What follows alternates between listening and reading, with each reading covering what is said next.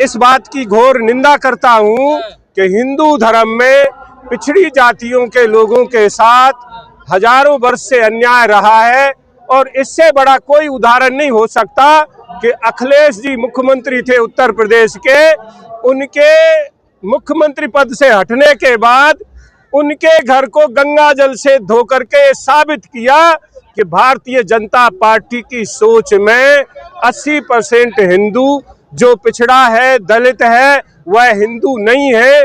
5% पूंजीपति लोग इनके हिंदू हैं, इसलिए हम इनके हिंदूवाद को खारिज करते हैं। बात कर रहे हैं उन्होंने आदिवासी को राष्ट्रपति बना रखा है, ओबीसी से खुद ये उनका मोहरा है, ये उनका मोहरा है। कोई दलित की आवाज नहीं उठा सकता। इस देश में लाखों दलितों को बेघर किया जा रहा है, उनकी जमीनें छीनी जा रही है, उनका जंगल छीना जा रहा है, उनके अधिकार नहीं दिए जा रहे। क्या ये आदिवासी राष्ट्रपति के रहते हुए ये संभव था? क्या आदिवासी राष्ट्रपति होता तो उनके घरों के, मकानों के पट्टे उन्हें जारी होते, उनकी खेती काश्त के अधिकार उन्हें दिए जाते। उनको बेघर किया जा रहा है। कहीं उद्योगपतियों को बसाने के नाम पर बेघर किया जा रहा है, कहीं जंगल को आबाद करने के नाम पर, पर्यावरण के नाम पर बेघर किया जा रहा है, कहीं शेर और चीतों के नाम पर आदिवासियों को, दलितों को। स्वागत है सब दलित पिछड़ों का। रामराज का हम भी स्वागत करते हैं, लेकिन रामराज है नहीं। रामराज की आड़ में, राष्ट्रवाद की आड़ में इस देश में पूंजीवाद थोपा जा रहा है। हम इसका सरासर विरोध करते हैं। आज से 5000 साल पहले जिस एकलव्य ने अंगूठा कटवाया था, हम उन पिछड़ों की संतान हैं। हम इस देश में दोबारा अपना अंगूठा नहीं कटवाना चाहते। झंडा तो आप ही उठा रहे हैं हिंदू राष्ट्र का। ये गुमराह किए हुए हैं धर्म के नाम पर। धर्म के नाम पर गुमराह करने की मशीन है भारतीय जनता पार्टी और उसके आसपास के संगठन। देश में पूंजीपतियों के द्वारा उनको तनख्वाह दे करके देश को गुमराह कर रहे हैं। मैं कांग्रेस पार्टी और कांग्रेस पार्टी के समर्थक दलों से आग्रह करूंगा कि उनका मुकाबला जमीन पर करें, कार्यकर्ताओं को समझाएं। बहकाने वालों से ज्यादा समझाने वालों पर जोर पड़ता है। लोगों को समझाइए, हम भी समझाएंगे। मैं चैनलों के माध्यम से आप लोगों से आग्रह करूंगा, देश आपकी जागीर है, आप चौथा स्तंभ हो, आप भी इस देश को समझाने का काम कीजिए। इस देश में बहुत बड़ा गदर हो रहा है, हिंदू मुसलमान के नाम पर, हरिजन ब्राह्मण के नाम पर, अस्पृश्यता के नाम पर, छुआछूत के नाम पर। देश के असल मुद्दों पर लोकसभा में चर्चा नहीं होती और देश में पूंजीवाद को थोपा जा रहा है। क्या करें, जनता तो मोदी जी को वोट दे रही है। जनता मोदी जी को वोट नहीं दे रही, देश का मीडिया जनता को गुमराह कर रहा है। मैं मीडिया पर आरोप लगा रहा हूँ आपके चैनल के माध्यम से। नहीं, मनुस्मृति जो मानते रहे, लेकिन अब देश संविधान से चल रहा है। मनुस्मृति पुरानी चीज है। मनुस्मृति पर कोई व्याख्यान आप मुझसे क्यों पूछ रहे हो? देश तो संविधान से चल रहा है, देश को संविधान से चलाइए।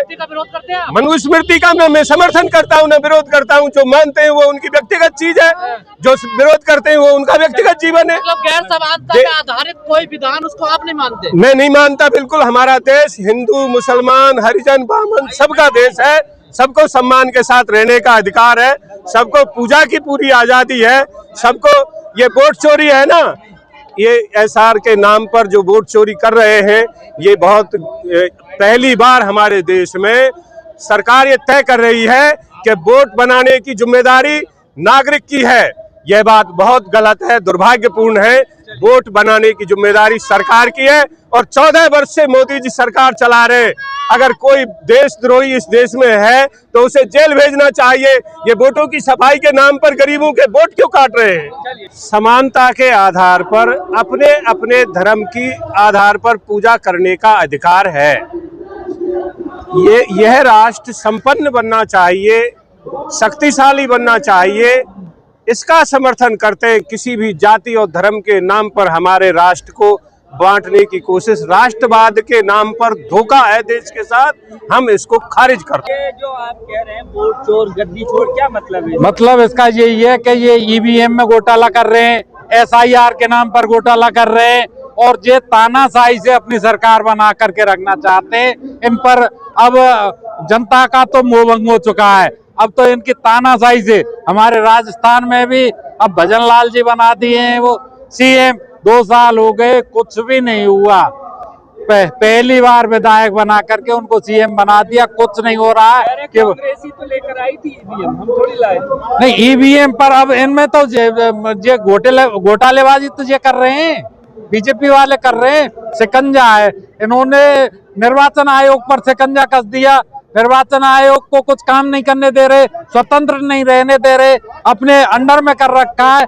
जबकि निर्वाचन आयोग स्वतंत्र छोड़ करके स्वतंत्र चुनाव करवा लिया जाए और उससे बैलेट पेपर से चुनाव करवा लिया जाए तो देश में कांग्रेस की सरकार आएगी और प्रदेशों में कांग्रेस की सरकार आएगी। कांग्रेस से चुनाव नहीं लड़ना रहा है, हार जाते हैं तो चुनाव आयोग ईवीएम। नहीं, ये नहीं है। ये तो जिनकी चोरी और जो सरकार की सीनाजोरी वो चल रही है, उससे सरकार बना रहे हैं। अब तो एक छत्र राज, पैसे के बल पर और धन के बल पर और पुलिस के बल पर ये कर रहे हैं इस तरह से। तो कांग्रेस के पास भी क्या कमी है पैसे की? नहीं, ये बांटते हैं। कांग्रेस का सिद्धांत नहीं है। कांग्रेस तो कांग्रेस रही है। हाँ 70 साल जनता की भावना से रही थी और बैलेट पेपर से रही थी, खुले में स्वतंत्र निर्वाचन प्रणाली थी।